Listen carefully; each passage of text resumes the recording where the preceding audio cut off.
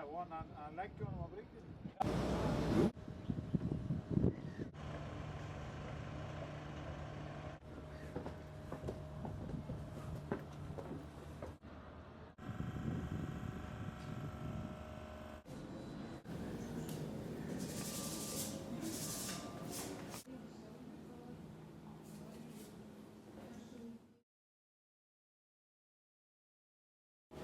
Það er alveg frábært að koma hingað, þetta er besti staðurinn í bænum og fyrir 3 árum, 4 árum þegar ég flutti hingað þá komum við með nokkur, ég og Jóna Birna, Óskars og fleiri með hugmyndir að því að nýta velbúðirnir undir svona starfsemi og erum svona búin að vera að reyna að koma því gegnum kerfið svolítið stund og svo hófst það núna því að ég ætla að reyna að vera með í vetur líka tæknismiðju í samvinnu við skólana og sveitarfélagið.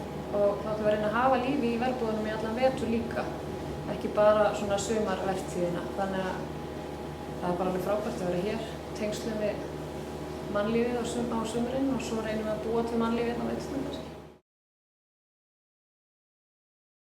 Hönnunarverksmiðjan er svona blanda af arkitektastofu og hönnunarstofu, þar sem er svona verið að reyna að fá hugmyndir og koma þeim svolítið á framfæri.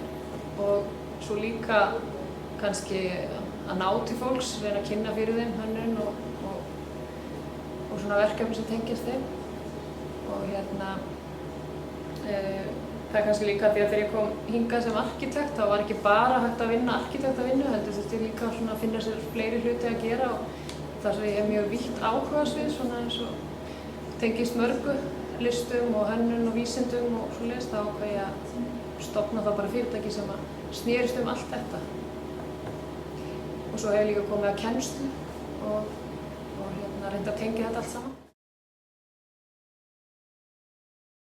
Í sumar þá er ég að framleiða minjagripi sem til að bjóða túristunum upp á einhverja svona óhefðbundna minjagripi sem eru búnir til hérna. Reyndi að fer hluta þessu í sölu suður líka og á vefverslanir. Og þetta eru svona mestuleyti samsettir hlutir sem eru svona eins og púsl og þeir fá það flatpakkaða og setja það svo saman sjálfur. Og þetta eru svona hefðbundin mótíf eins og Lundinn og Húsavík og svona eldfjöll og svo er ég með hvalabeinagrind sem var svona upphaflega gerð fyrir hvalasafnið og er eins og eins og búrhvalsbeinagrindin sem er þar. Og svo er ég með hrafn og kríu og ætla svona að reyna að halda áfram allan með þessa 3 hluti í vetur sem svona í verslanir annars staðar. Og svo í vetur þá sópum við þess aðeins til hliðar og þá ætlum við að bjóða skólana og svona einhverja eins og þekkinganetti og fleiri til að koma eða vilja halda námskeið fyrir fólk í svona tækni og vísinda greinum sem tengist á leysiskurðarvélinni þar sem er hægt að nota hana til að búa til hluti.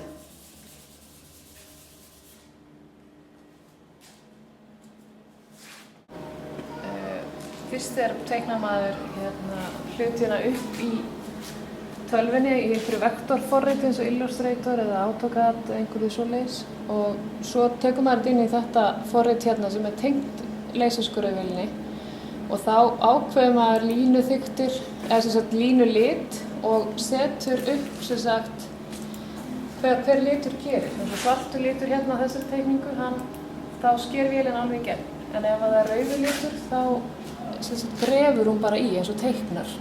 Og þetta eru umbúðir, þetta er hrafninn sem ég gerði og hann á allur að vera skorinn út.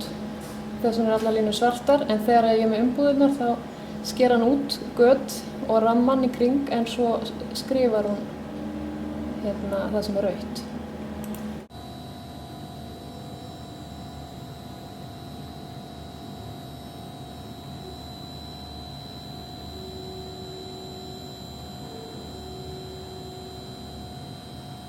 Ég er búin að skera umbúðið fyrir kríuna og þá sést þetta sem var skorið í gegn og svo litaði, eða það sem var rautt og það er bara grafið í alveg svona handskrift nánast. Og svo er þetta bretta þá umbúðirnar í brotunum.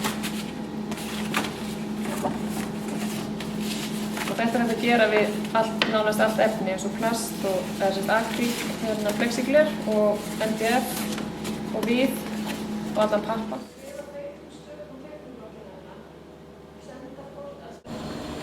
Þannig að þá púslar fólk bara saman, það fær þetta frá pakka og púslar saman sjálft þegar það komið heim, sem sagt, púslinu.